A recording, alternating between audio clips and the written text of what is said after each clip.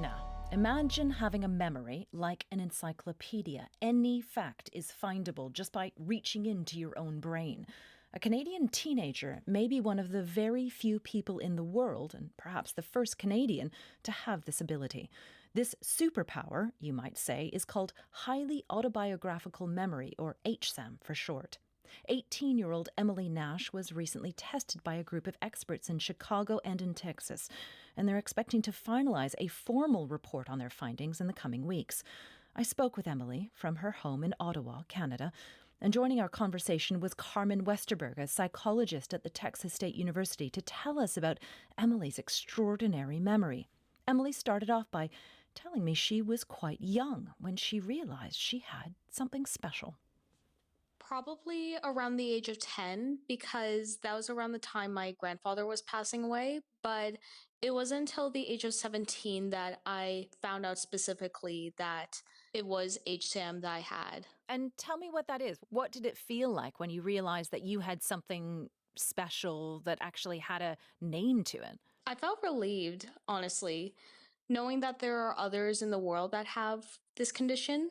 I just felt so much relief. It's interesting that you call it a condition because it's quite a special tool in a lot of ways. Can you describe how your memory works? Yeah, well, if someone says a specific date or like an event, I can just retrieve it in split seconds. Okay. And when you retrieve it, does it pop into your head or how do you see it in your brain? It pops into my head and it's almost like a visual. I can remember like the specific day it happened, sometimes even the time and what happened exactly in vivid details. Wow, amazing. Do you mind if I ask you a couple of questions just to see how your memory works, just to demonstrate it for our audience a little bit? No, I'll go ahead. So, Emily, what were you doing on May 10th, 2018? May 10th, 2018. So I was at school that day and I remember we were doing presentations. I was in 7th grade, like it was for English class. And we were supposed to make up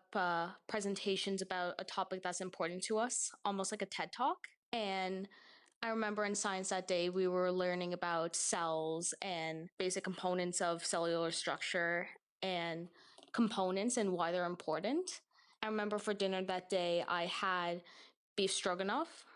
That's and amazing. That's pretty much it. Okay, how about October 4th, 1970? I know you weren't alive then, but is there anything specific about that date? Oh, Janis Joplin died. Yeah. God, you're right. Yeah. Okay. All right, Emily, amazing. So, Carmen, let me turn to you. So, tell us about the type of memory that Emily has. How rare is it? It's very rare. It's hard to know for sure because it wasn't characterized even until 2006 when the first case study was published. And so since that time, we've just, been trying to learn more about it and try and figure out how many people actually have it. I would say that we know about in North America anyway, there's probably about 100 people that we know about.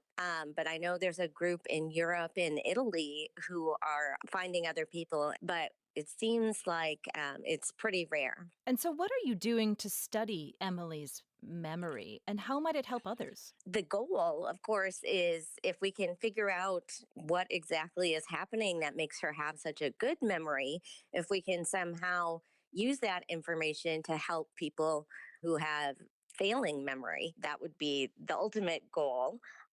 So there's all sorts of different research going on about HSAM.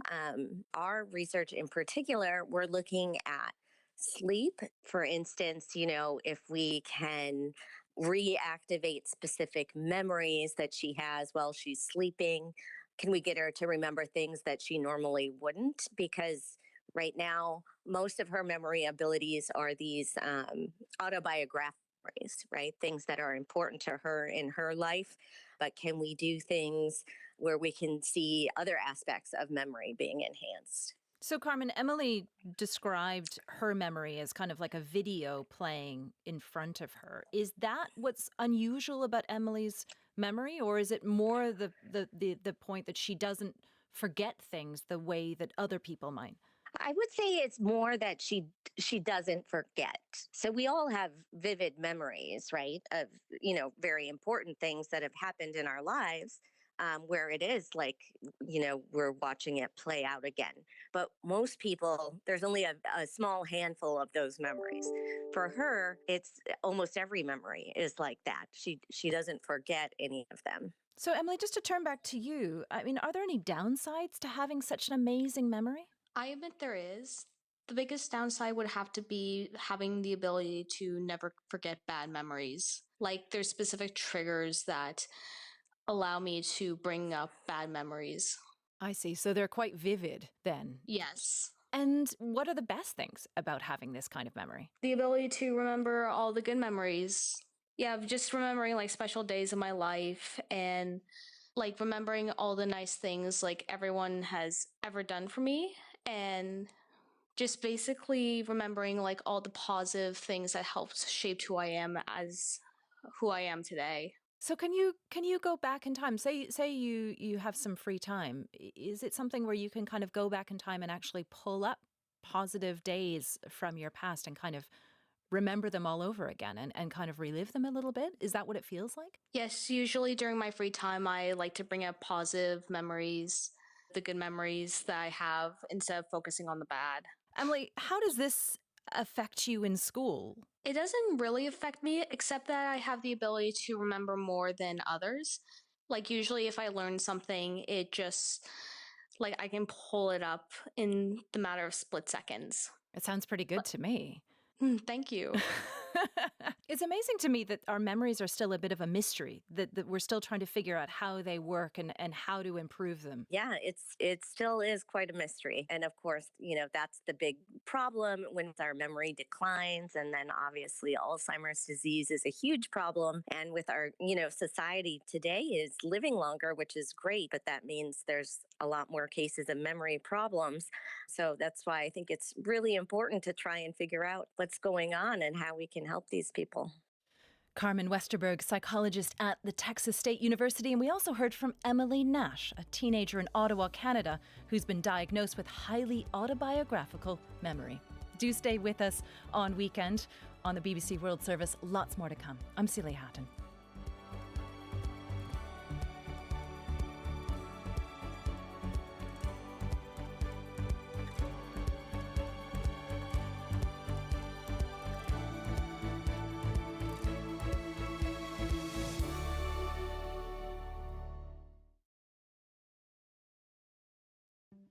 Thanks for being with us. In half an hour, we hear the latest stories from our own correspondent.